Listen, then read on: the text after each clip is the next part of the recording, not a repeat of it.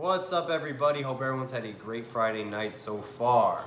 Monday, spring practice will begin. Let's break down the offense real quick. Let's go over our offensive line unit. They allowed 51 sacks this past season, fourth most in the nation. University of Miami officials believe this offensive line will get better with a new offensive line coach in Garen Justice. Also, with the up-tempo offense, we're going to go no huddle. We're going to get the defensive line very tired, so they better be very well conditioned. So Miami expects a much better offensive line going into this next season.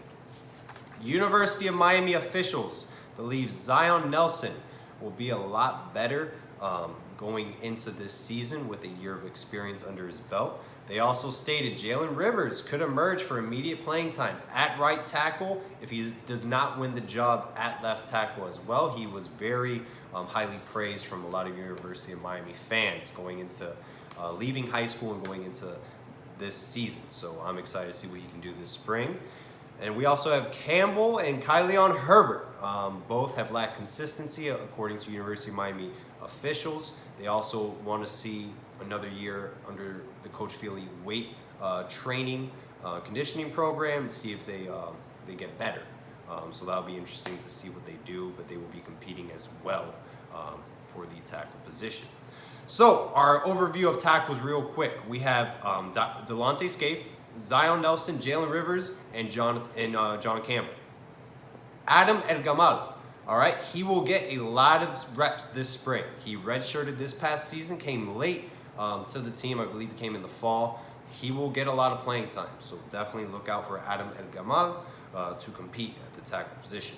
Now let's go over guards. We have Navon Donaldson, who will be missing spring this upcoming camp.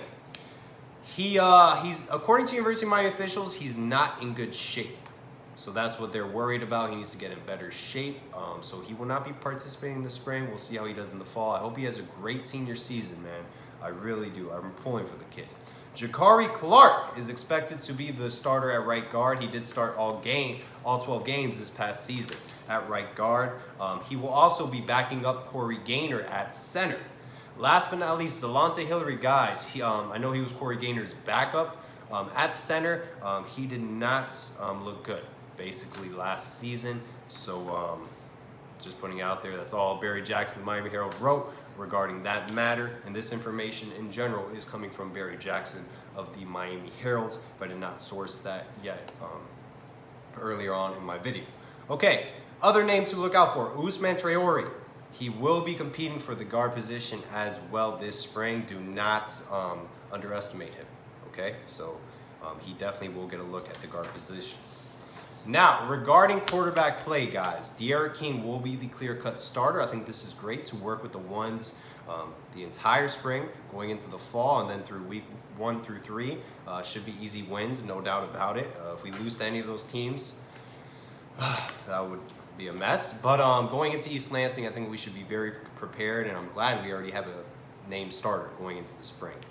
Running back room, Don Chaney will miss the spring. Cam Harris, Jalen Knighton, who is expected to get some looks as a third down running back this upcoming spring as well, and Robert Burns. I'm interested to see how Robert Burns does in this offense. He's a very big body, not your typical running back in a spread offense. I think Jalen Knighton is going to kill it in this offense. So I like Robert Burns a lot. I just don't think this is the right offense for him, so it'll be interesting to see how he develops this spring.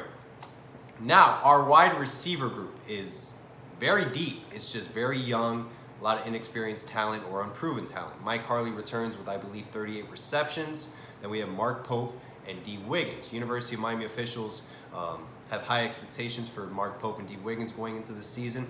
Watch out for D. Wiggins to be a deep ball threat. Rhett Lashley wants to incorporate that heavily in his new offense, and D. Wiggins can be that connection to the deep ball that Miami has been missing for quite some time.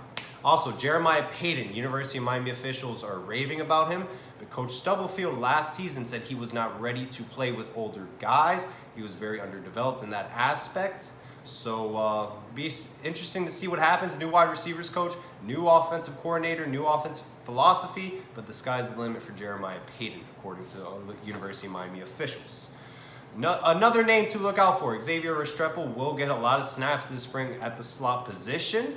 Marshall Few, who was a formerly walk-on, got a scholarship as well as part of that group. And Keyshawn Smith, wide receiver out of San Diego, he was a late add into the signing class as well. And he can fly. Very fast wide receiver.